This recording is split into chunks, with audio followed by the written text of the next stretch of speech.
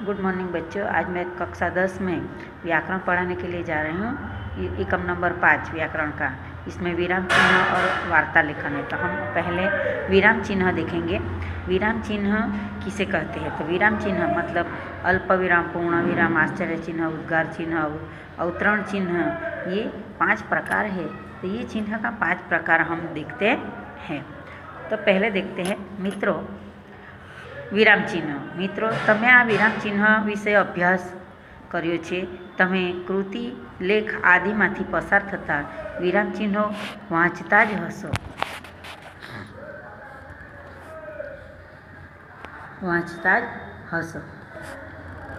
आप विराम चिन्ह का अभ्यास किया है तो आप जो कृति है मतलब पाठ है उसमें लेख लिखते हैं, ये सभी में से पसार थते ही विराम चिन्ह तो आता ही है। कदाच बधा चिन्हों नहीं जोता हो पण पूर्ण विराम, प्रश्नार्थ और उद्गार, अल्पविराम, अवतरण चिन्ह आदि तो जोता ज हशो। आप सभी चिन्ह नहीं देखते हैं, लेकिन पूर्ण विराम, अल्पविराम, प्रश्नार्थ चिन्ह, उद्गार चिन्ह, अवतरण चिन्ह ये सभी तो देखते ही है। कारण कि तमे आ चिन्ह योग्य रीते वाँचो तो ज कृति ने योग्य रीते वाँची के समझी सको। जो आप ये चिन्ह का अच्छी तरह से पढ़ोगे तो ही ये कृति का योग्य तरीके से पढ़ पाओगे और समझ पाओगे। जेम के मारू गाम, जैसे मेरा गाम। मारू गाम ये अवतरण चिन्ह है। पाठ वाँचता हो अने अ सराणिया आवता रहता अने जता। सराणिया आते रहते थे और जाते थे। सराणिया आवता रहता अने जता कृति वाक्य अ छे, पण जो तमे बनी जेम वाँचो तो अर्थ बदलाई जाए। ये कृति में, ये पाठ में वाक्य नंबर 1 है, एक तो है, लेकिन उसको ब की तरह पढ़ोगे तो उसका अर्थ बदल जाता है। तो वहीं ये विराम चिन्ह वहाँ फरी थी जोईए। तो यही विराम चिन्ह हम फिर से देखते हैं, जेनाथी तमे सारी रीते वाकेफ छो, उससे आप अच्छी तरह से पहचानते हो। पहला है पूर्ण विराम, दूसरा है प्रश्नार्थ चिन्ह, तीसरा है उद्गार चिन्ह और चौथा है अल्पविराम।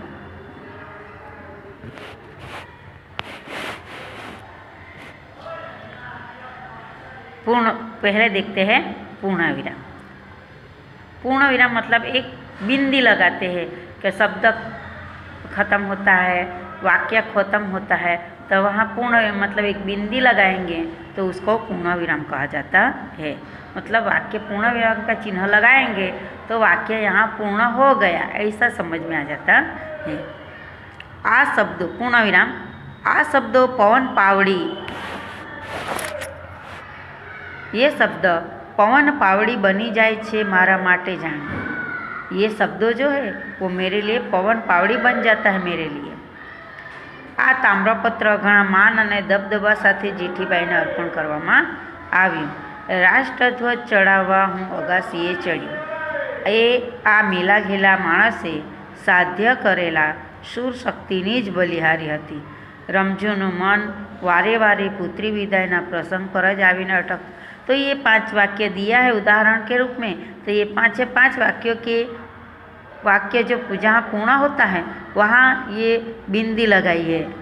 पहले वाक्य में भी, दूसरा में भी, तीसरा में भी, चौथा में भी और 5वें में भी। तो ये बिंदी स्वरूप जो लगाया है उसको पूर्ण विराम कहा जाता है। तो तमारे एक प्रश्न करवामां आवे कि पूर्ण विराम एटले शुं? पूर्ण विराम एटले शब्द या वाक्यनी अंते मुकातुं जे टपकું होय एने पूर्ण विराम कहेवामां आवे छे। अभी दूसरा टॉपिक देखते हैं, प्रश्नार्थ चिन्ह। क्या जवाना, केम छो, तमारो नाम शुं, ये सभी पूछते हैं कॉमन शब्द। तो वहाँ वाक्य के अर्थ में प्रश्न किया जाता है, उसको प्रश्नार्थ चिन्ह कहा जाता है। प्रश्नार्थ चिन्ह देखो, दुनिया में लांबा में लांबी नदी कही, बाने रीस तो नहीं चढ़ी होय ने, आँख फूटी गई के शू, दीपक हवे तने केम लागे छे, रामाना सुंदर ने छोड़्यो के नहीं। आ बधा वाक्यनी अंते आवता जे आ प्रश्नार्थ चिन्ह छे एने प्रश्नार्थ चिन्ह कहेवामां आवे। हवे उद्गार, आश्चर्यनो भाव। મારું ગામ કોઈ ડુંગરાની તળેટીમાં હોત તો કેવું સારું. મારો ડ્રેસ પરી જેવો હોત તો કેવું સારું. એ એક આશ્ચર્ય હતું. કચ્છી ભરવાડની જેમ ઊંટ પર આખું ઘર લઈને ભટકવા મળે તો મારું જીવન અંજલિ થાજો. કંસના વધનું કાર્ય આરંભતા શ્રીકૃષ્ણનો ઉત્સાહ કેવો હશે, તાવ વધતો જ જાય છે. આ બધા 5 વાક્યોની પાછળ આશ્ચર્ય ચિહ્ન, ઉદ્ગાર ચિહ્ન મૂકવામાં આવે છે. હવે જુઓ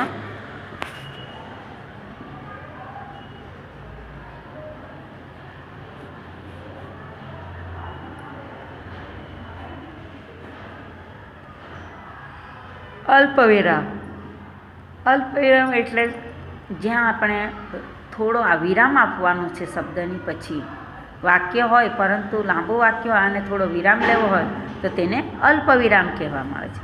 અલ્પવિરામ. સવાર પડે, બપોર પડે, સાંજ આથમી અને ગહન અંધારામાં ગાડી જતી હોય, બસ, ટ્રક, જમીન, વિમાન બધાયની ગતિ આકર્ષતી રહી છે.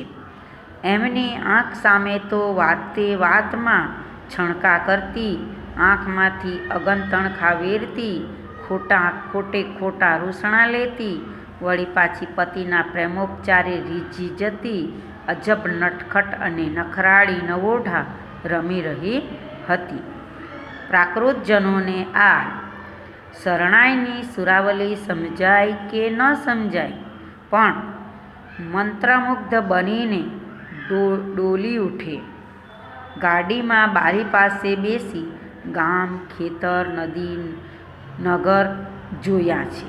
તો અલ્પવિરામ તો આપણે બે ત્રણ શબ્દોનું સાથે એક જ લીટીમાં બોલવું હોય કે મારા ગામમાં નદી, તળાવ, સરોવર, મંદિર, ગ્રામ પંચાયત, હોસ્પિટલ, સ્કૂલ એ બધું આવેલું છે.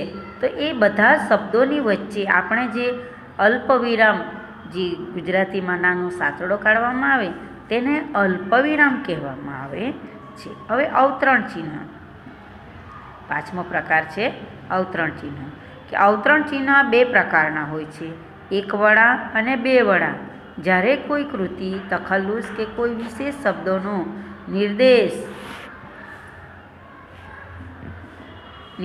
કરવો હોય ત્યારે 1 વડા અવતરણ પ્રયોજાય છે. જેમ કે અખાના છપ્પા, અખે ગીતા, અનુભવ બિંદુ વગેરે અખાની પ્રખ્યાત કૃતિઓ છે. તેઓ મધ્યકાલીન સાહિત્યમાં જ્ઞાનના ગરવા વડલા તરીકે જાણીતા છે. તો હવે એ એક કવિ છે, કવિએ જે એની કૃતિઓની રચના કરી છે એમાં અખાના છપ્પા, અખી ગીતા, અનુભવ બિંદુ વગેરે એની પ્રખ્યાત કૃતિઓ છે. નટવરલાલ કુબેરદાસ પંડ્યાએ ઉષ્ણસના તખલ્લુસથી સાહિત્ય સર્જન કર્યું. સામાન્ય રીતે કોઈ યુક્તિ, સંવાદ દર્શાવવા હોય ત્યારે તે બેવડા અવતરણમાં દર્શાવાય છે. જેમ કે ઘોડાવાળો ધ્રુજતો આવ્યો, હજૂર ધીરજ કાકા ઉસકી માપણી કર રહે હૈ. જો કે તેના વિકલ્પે 1 વડા અવતરણ ચિહ્નમાં પણ સંવાદ લખાય. જેમ કે એક ઉતારું બોલ્યો કે વહેમ એમ કાંઈ છોકરા જીવે છે. આ ચિહ્નના કેટલાક ઉદાહરણો છે. હાલો મીર, હાલો ઝટ વહેતા થાવ એ ડબલ અવતરણ ચિહ્નમાં છે, અને વહેમ એમ કાંઈ છોકરા જીવે છે એ સિંગલ અવતરણમાં છે. તેમની પ્રથમ નવલકથા પાટણની પ્રભુતા ઘનશ્યામ ઉપનામથી પ્રગટ થઈ હતી. ભગવાન કોલ્ડ્રિંક્સ હાઉસમાંથી બરફ લઈને એ દોડાદોડ ઘરે પહોંચતો. બલાઈ તું કેવી ગાડા જેવી વાત કરે છે. શ્રી મોમયીની 2 મૂલ્ય પત્રિકાઓ આપો. તો આપણે જે વાક્ય બોલીએ છીએ એ વાક્યમાં તમારે અવતરણ ચિહ્નમાં લખવું હોય. જનની, ધારો કે આપણે નિબંધ લખીએ તો નિબંધ લખીએ કે જનનીની જોડ સકી નહીં જડે રેલો. તો એમાં અવતરણ ચિહ્નમાં આપણે સિંગલમાં પણ લખી શકીએ અને ડબલમાં. જે સરસ વાક્ય રચનામાં એનો વાક્યનો ઉઠાવ આપવો હોય તો આપણે લખીએ બોટાદકરની પંક્તિ છે કે ગોળ વિના મોળો કંસાર, માતા વિના શૂનો સંસાર. એ રીતે આપણે વાક્યને આપણે નિબંધને શોભાવવું હોય તો એને આપણે અવતરણ ચિહ્નમાં ડબલ કોમામાં લખવું. પછી એક બીજી પંક્તિ છે, માગ્યા વિના માં પણ ન પીરસે. માં એ શિક્ષકની ગરજ સારે છે. હવે માં પર નિબંધ ન હોય તો એવા આપણે સારા જે વાક્યો છે એ વાક્યો પોઈન્ટ છે એ પોઈન્ટ આપણે નિબંધમાં લખી લેવા જોઈએ. તો એ વાક્યો તમે લખો ત્યારે એ હવે સ્વચ્છતા બારે તમને નિબંધ પૂછે, સ્વચ્છતા એ જ પ્રભુતા. એવા વાક્યો લખવાય તો એને આપણે અવતરણ ચિહ્નમાં લખી શકીએ, તો એ ડબલ કોમામાં લખી શકાય. એટલે જે પરીક્ષક હોય એ પરીક્ષકને પણ તમારે સારી રીતે એ અવતરણ ચિહ્નમાં લખેલા વાક્યો પર એની નજર પડે. વિરામ ચિહ્નો સ્પષ્ટ થઈ ગયા છે ને, તો ચાલો એક સ્વાધ્યાય કરીએ. નીચેના વાક્યો વાંચો અને યોગ્ય સ્થાને યોગ્ય વિરામ ચિહ્નો. મારા એ ગામના પાદરમાં થઈને એક નદી વહેતી હોત તો કેવું સારું. સવાર પડે, બપોર પડે, સાંજ આથમે અને ઘન અંધારામાં ગાડી જતી હોય. બરફનો ગાંગડો લાવ્યો કે ગાંગડી, એક તો ભીકાળો માર્ગ ને ભેગું જર જોખમ. જેઠીબાઈએ છાપેલી ઓઢણી સુંદર કિનખાબની થેલીમાં. હવે એ 5 વાક્ય છે. એ 5 વાક્યમાં આપણે હવે એમાં કઈ કઈ જગ્યાએ કયા ચિહ્નો મૂકવાના છે તે આપણે જોઈએ કે કયા ચિહ્નનો વાક્ય અંતે આવે, કયા ચિહ્નો વચ્ચે આવે તે તો યાદ હશે જ. ચિહ્નો સાથે આ વાક્ય ફરીથી જોઈ લેજો. મારા એ ગામના પાદરમાં થઈને એક નદી વહેતી હોત તો કેવું સારું, તો એ ઉદ્ગાર ચિહ્ન આવે.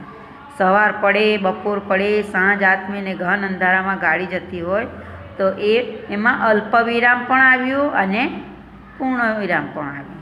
બરફનો ગાંગડો લાવ્યો છે કે ગાંગડી, એમાં પ્રશ્નાર્થ ચિહ્ન આવ્યું. એક તો બીકાળો માર્ગ ને ભેગું જર જોખમ, એ ડબલ કોમામાં એટલે ડબલ અવતરણમાં એ વાક્ય મુકાયું. હવે 5મું વાક્ય છે, જેઠીબાઈએ છાપેલી ઓઢણી સુંદર કિનખાબની થેલીમાં મૂકી. આ વાક્યમાં પૂર્ણ વિરામ મુકાયું છે. તો હવે આપણે તમને ખ્યાલ આવી ગયો હશે, સમજ પડી હશે કે એ જે અવતરણ ચિહ્નો 5 છે, પૂર્ણ વિરામ, અલ્પવિરામ, ઉદ્ગાર ચિહ્ન, પ્રશ્નાર્થ ચિહ્ન અને અવતરણ ચિહ્ન, એ 5 ચિહ્નો વિરામ ચિહ્નો જે છે એ ચિહ્નો વિશે આપણે અભ્યાસ કર્યો. અને એ અભ્યાસ કરીને આપણે સારી રીતે એને વારંવાર જોઈ અને એને અભ્યાસ કરીને અવતરણ ચિહ્ન કેવી રીતે ક્યાં મૂકવા તે આપણે જાણવું જોઈએ. તો તમારે વારંવાર વિડીયો જુઓ અને અવતરણ ચિહ્ન વિશેનો ખ્યાલ મેળવો અને તમારે એનો તૈયારી કરવી પરીક્ષામાં. ધન્યવાદ.